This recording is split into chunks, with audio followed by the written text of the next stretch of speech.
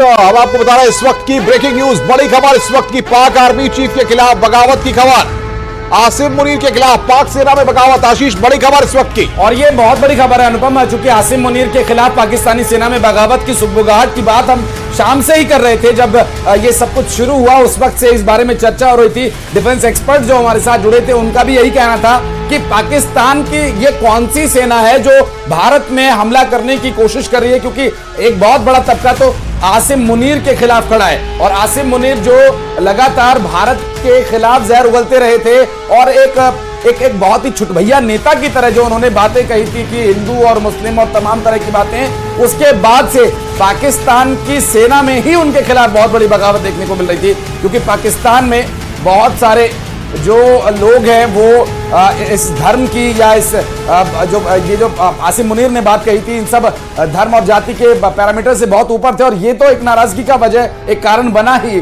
अनुपम। लेकिन एक और बड़ी वजह वो ये कि वहां के जो हुक्मरान है, वहां की जो पुलिस है, वहां की जो पुलिसिंग वहां के हुक्मरानों के अंडर में, उनकी भी एक नाराजगी पाकिस्तान के आर्मी के लोगों और खास करके आसिम मुनीर के साथी, क्योंकि उन्होंने कई जगह पर ऐसे हालात पैदा कर दिए थे जहां पर पुलिसिंग को आर्मी के द्वारा डिस्टर्ब किया जा रहा था।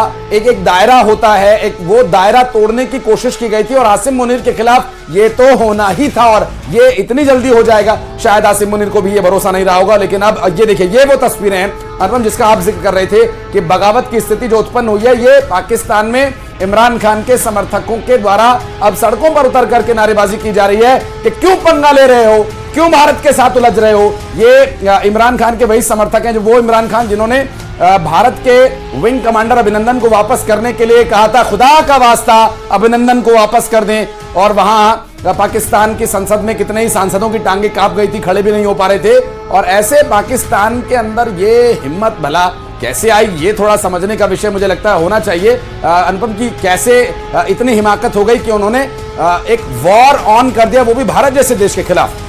देखिए, सबसे बड़ी बात यहाँ पर ये कि सबसे बड़ी चीज़ ये कि जब आप किसी भी पॉलिटिकल सिस्टम में काम कर रहे हैं तो सरकार कोई भी हो, आपको कहीं ना कहीं अपनी आवाम को एक मैसेज देना पड़ता है। और कश्मीर का मसला आप जानते हैं कि बहुत पहले से लगातार एक ऐसा मसला चला है जो दोनों मुल्कों के बीच में बहुत अदावत का मसला रहा है। और ऐसे में चाहे शहबाज शरीफ की बात हो या पाकिस्तानी सेना की बात हो, क्योंकि हर कोई इस बात को जानता है कि पाकिस्तान जो है वो आतंकवाद को पालता और पोसता रहा है, या आतंकवाद की जो जड़ें हैं वो पाकिस्तान से ही निकल करके आगे बढ़ती हैं। जी बिल्कुल। तो बिल्कुल हमारे साथ खास मेहमान विनीत हमारे संवाददाता बने हुए हैं, राखी जी हमारे साथ लगातार बनी हुई हैं और साथ की साथ अजमेर बहादुर जी भी हमारे साथ बने हुए हैं। राखी जी, लगातार बातचीत का सिलसिला जारी है, लेकिन सबसे बड़ी बात यह है कि इतना सब कुछ पाकिस्तान देख लिया, कराची में किस तरीके से तबाही मची हुई है, बाकी और जो तमाम एयरबेस है वहां पर किस तरीके से तबाही मची हुई है, उसके बाद भी अभी गोलीबारी जारी है, उसके बाद भी फायरिंग हो रही है। क्या लगता है पाकिस्तान अब चाहता क्या है?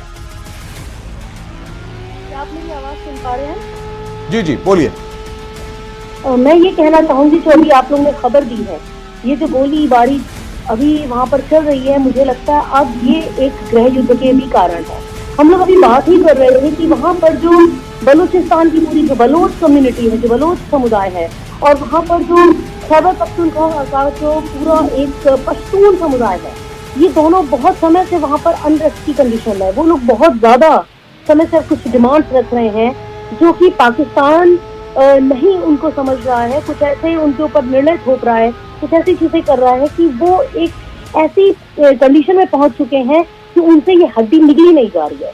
तो मुझे लगता है कि अब ये जो गृह युद्ध की सिचुएशन बनने वाली है, इस समय ये दोनों समुदाय, पश्तून समुदाय भी और जो हमारा बलोच समुदाय है, हो सकता है इन परिस्थितियों का फायदा उठाते हुए जो अपनी मांगे हैं उनके लिए